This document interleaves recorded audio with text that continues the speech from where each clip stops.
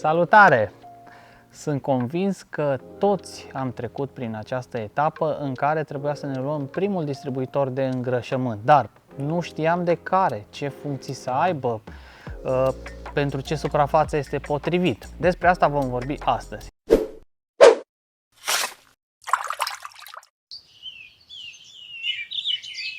Acum câteva săptămâni am făcut un poll pe grupul de Facebook Gazonul tău ce culoare are, în care 24% din respondenți au spus că aplică cu mâna și 76% cu unul dintre aceste aplicatoare, distribuitoare de îngrășământ. Și acum trebuie să vedem de ce este bine să folosim aceste distribuitoare, pentru că vom elimina din start aplicarea neuniformă, nu riscăm să ardem gazonul, iar nutrienții ajung în mod egal pe toată suprafața gazonului. Astăzi voi face o prezentare și o testare a acestor distribuitoare de îngrășământ, care se va împărți în două episoade.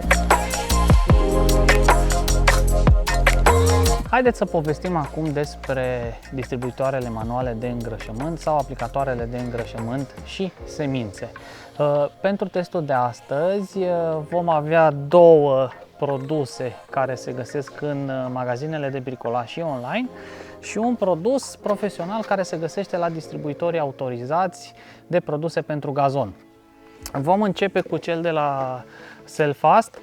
Este un model basic, este și foarte ieftin, este cel mai ieftin dintre cele trei, dar are, bineînțeles, și câteva minusuri.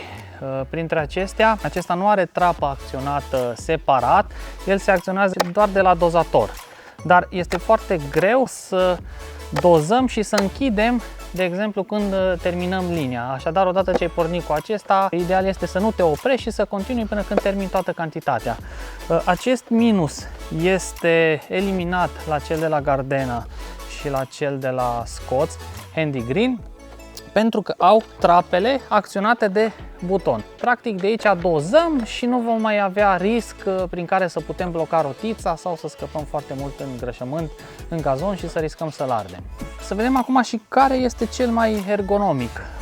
Vom începe cu Selfast-ul, cum am spus, este basic. Poziția nu este foarte corectă, în sensul în care va trebui să dați și antebrațul nu stă într-o poziție naturală.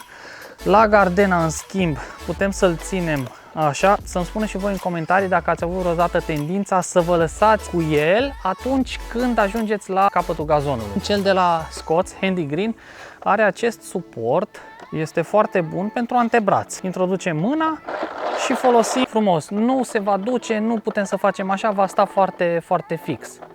Și ar mai fi o a doua utilizare în care puteți să-l puneți și să-l prindeți de aici și să-l țineți de corp și veți distribui efectiv de la aceeași înălțime pe toată suprafața gazonului. La distribuitoarele manuale este greu să spui că unul dintre ele va, eu știu, da, să zicem 25 de grame pe metru pătrat, pentru că sunt diferite și se comportă diferit în funcție de mărimea granulelor din îngrășăminte. Eu îți recomand să iei oricare dintre acestea care l-ai acasă și să testezi la prima treaptă. Vezi ce suprafață acoperi cu o treaptă, cântărești și faci un calcul simplu care să-ți dea grame pe metru pătrat. Dar ține cont, pentru că la îngrășământul de primăvară poate este cu granule mai mici, iar aceeași măsură, să spunem treapta 1, nu va fi valabilă pentru îngrășământul de toamnă, unde granulele poate sunt mai mari. Deci asta ține doar de tine să testezi în parte și să vezi care este cea mai potrivită treaptă. Pentru că mai bine faci 2-3 ture, chiar 4 ture la o treaptă mai mică, așa îngrășământul tău va ajunge uniform pe toată suprafața. În schimb, dacă faci o tură și, eu știu, mai ai 20% din gazon și ți s-a terminat îngrășământul, ei, atunci vei avea o mare problemă. La aceste distribuitoare manuale, un aspect foarte important o reprezintă cuva lor. Și anume, la acel ieftin, dacă vă uitați, cuva este dreaptă, nu este oblică să ajungă cât mai ușor îngrășământul. La Gardena este mai mic, dar are o înclinație. În schimb, la Scotts este mai mare recipientul și la fel are înclinație. Deci, practic, cu acestea două nu veți rămâne cu un îngrășământ nefolosit în cuvă pe care să nu-l puteți distribui, dar cu acesta există acest risc. Haideți să vă spun și câteva tips and tricks-uri care vor fi folositoare. Primul dintre ele este să nu lăsați îngrășăminte depozitate în aceste distribuitoare. Lubrifiați părțile mobile ca ele să funcționeze o perioadă îndelungată de timp. Întotdeauna după folosire, spălați-le pentru a fi curate și pregătite pentru următoarea utilizare.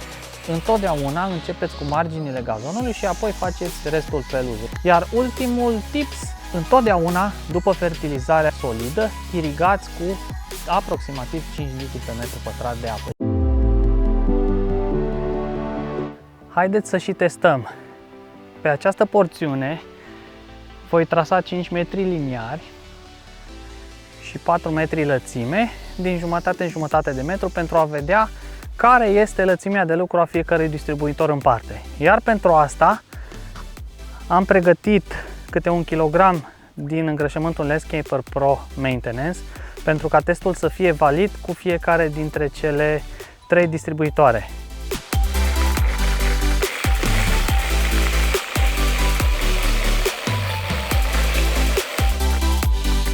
Exact ce vă spuneam, mi s-a blocat puțin și uitați cum cade îngrășământul, nu este o problemă, dar acest lucru se poate întâmpla tuturor.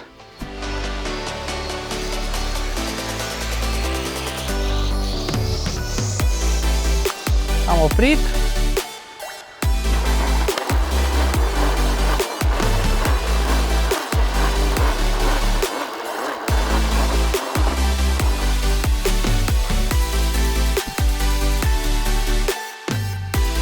Ce vedeți pe ecran sunt concluziile testului practic, acestea sunt cifrele, acestea sunt gramajele. Eu sper că acest test să vă ajute în alegerea distribuitorului potrivit pentru voi. Cu ocazia asta vreau să mulțumesc celor care m-au ajutat cu distribuitoarele pentru test. Dacă ți-a plăcut acest material, abonează-te, apasă butonul like. Până data viitoare, nu uitați că iarba crește pe câmp și gazonul în curtea voastră.